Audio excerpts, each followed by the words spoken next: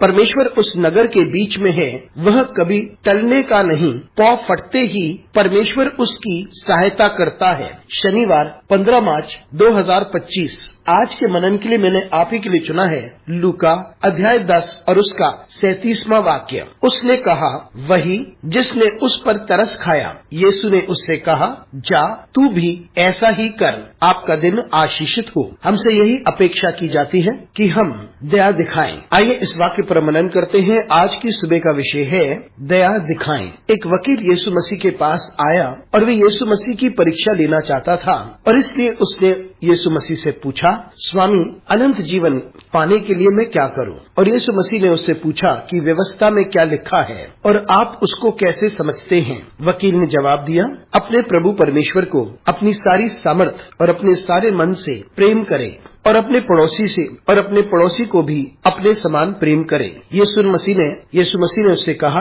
तुमने सही जवाब दिया।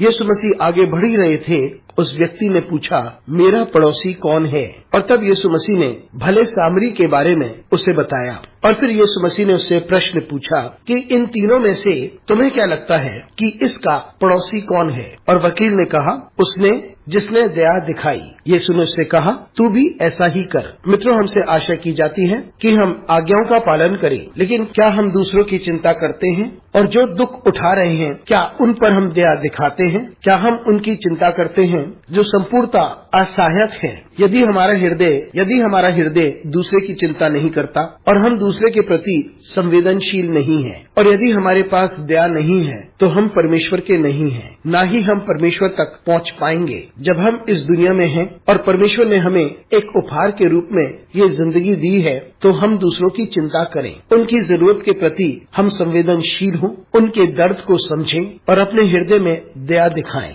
इन बातों को परमेश्वर पहचानता है और हम अवश्य उसके साथ बने रहेंगे। यदि हमारे हृदय में दया नहीं है, तो हो सकता है कि हम उसके नहीं हैं। अनुग्रहकारी परमेश्वर स्वर्गीय पिता, हमारी सहायता कर ताकि हम इस बात को समझ सकें और ये जानें कि हमारा हृदय तेरे हृदय के समान हो और हमारे हृदय में दया हो। हमारे साथ परमेश्वर तू बना रहे। यीशु मसीह के नाम से मांगते हैं, आमीन।